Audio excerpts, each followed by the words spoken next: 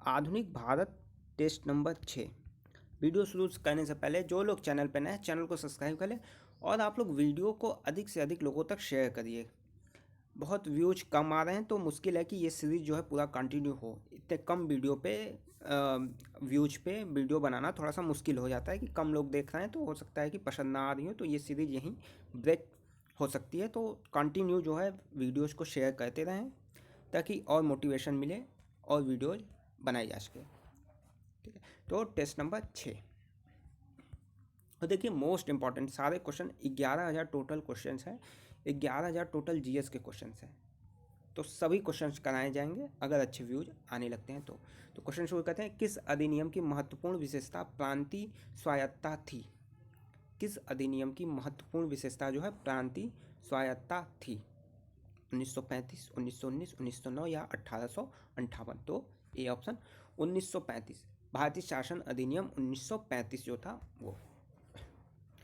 Servants of India society के संस्थापक कौन थे? सर्वेंट्स ऑफ इंडिया सोसाइटी, ये विभिन्न परीक्षाओं में कई बार पूछा हुआ क्वेश्चन है, इंपॉर्टेंट क्वेश्चन है। तो सर्वेंट्स ऑफ इंडिया सोसाइटी के संस्थापक थे जीके गोखले, गोपाल कृष्ण गोखले। लेकिन इंपॉर्टेंट यहाँ पे मिलाना है, किसकी स्थापना किसने की थी? तो सैयद खान, डी का 3 अलीगढ़ हो जाएगा। दयानंद सरस्वती, आर्य समाज। तो डी का 3 देखिए इन दोनों में है, तो इन्हीं दोनों में से कोई होगा तो ये ऑप्शन सी हो जाएगा, यानी केशव चंद्र ब्रह्म समाज, दयानंद सरस्वती आर्य समाज, आत्माराम पांडुरंग प्रार्थना समाज, सैयद अलीगढ़। तो ये आप जो है इस तरीके से इंपॉर्टेंट क्वेश्चन है, लिख लीजिएगा इसे। वापस वेदों की ओर लौटो का आह्वान किसने किया था? तो ये किया था बी ऑप्शन, स्वामी दयानंद सरस्वती ने। किस गवर्नर जनरल ने भारत में सती प्रथा का अंत किया? किस गवर्नर जनरल ने भारत में सती प्रथा का अंत किया? इंपॉर्टेंट क्वेश्चन है, पूछा हुआ क्वेश्चन है। तो यह क्या, लॉर्ड विलियम बेंटिक ने, सी ऑप्शन। और लड़ाई किसने लड़ी? राजा राम मोहन राय। कब खत्म हुआ?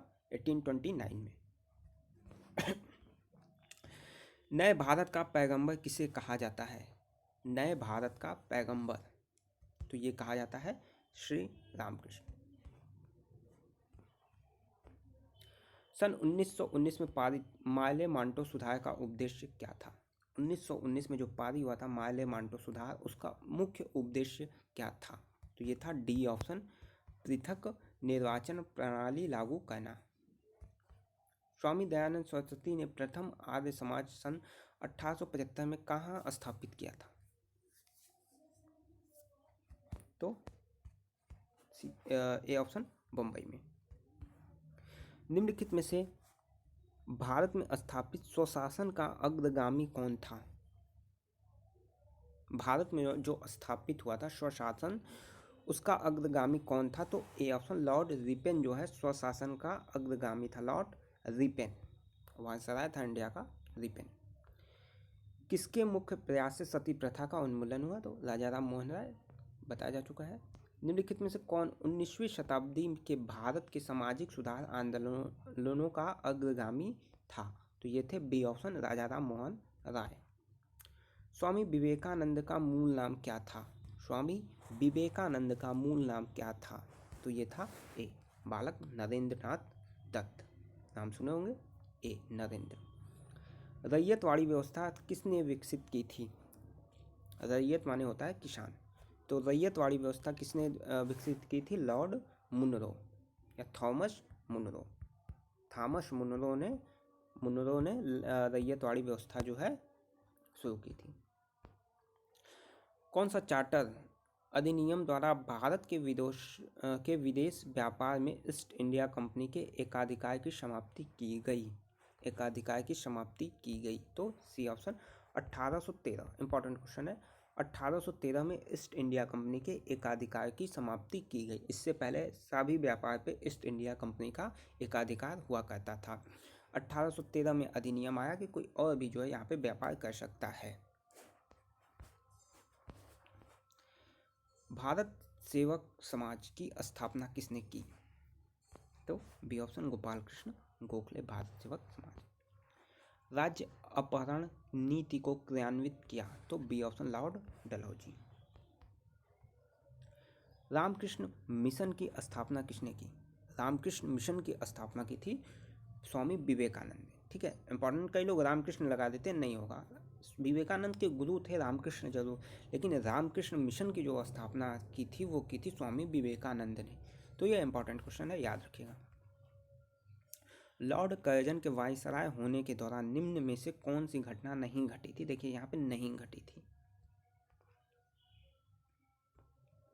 तो सी ऑप्शन। कांग्रेस का गठन हुआ था 1885 में।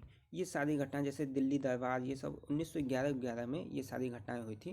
बंगाल का विभाजन 1905 में हुआ था। तो ये सारी चीज़ें थी, और स्थापना जो है 1885 में कांग्रेस का हुआ था। तो ये नहीं होगा, सी ऑप्शन। भारतीय विश्वविद्यालय अधिनियम किसने पारित किया था? भारतीय विश्वविद्यालय अधिनियम पारित किया था लॉर्ड कर्जन ने। ठीक है, लॉर्ड कर्जन ने भारतीय विश्वविद्यालय अधिनियम पारित किया था। लॉर्ड मैकाले साधारणतया भारत में लाने से संबंधित थे? तो यह था सी ऑप्शन, अंग्रेजी शिक्षा। ईस्ट इंडिया एक्ट के अंतर्गत निम्नलिखित में से किसे स्थापित किया गया? ईस्ट इंडिया एक्ट के अंतर्गत किसे स्थापित किया गया? तो ए ऑप्शन, नियंत्रण बोर्ड को। भारतीय सिविल सेवा में अर्हता प्राप्त करने वाले प्रथम भारतीय कौन थे? तो आपको बताया जा चुका है, बी ऑप्शन, सत्येंद्रनाथ टैगोर। इनके बड़े भाई थे रविन्द्रनाथ टैगोर के, सत्येंद्रनाथ टैगोर। ब्रिटिश प्रशासन के दौरान निम्नलिखित में से किस गवर्नर जनरल ने हड़प नीति अपनाया? हड़प नीति किसने अपनाया? तो डी ऑप्शन, डलहौजी की हड़प नीति थी। डलहौजी की हड़प नीति। ठीक है, तो डलहौजी हड़प नीति। रोलेट एक्ट 1919 किसके काल में लागू किया गया था? तो ए ऑप्शन, जेम्स फोर्ड। याद रखिएगा, Rowlatt Act James Ford 1919। Rowlatt Act James Ford. भारत सरकार अधिनियम 1935 के दास्ता का नया घोषणा पत्र किसने कहा? तो ये कहा था C option, Pandit Jawaharlal Nehru. Total 150 question, 6 test यहाँ पे समाप्त होते हैं। वीडियो पसंद आई हो तो लाइक जरूर करिए, अधिक से अधिक शेयर करिए। धन्यवाद।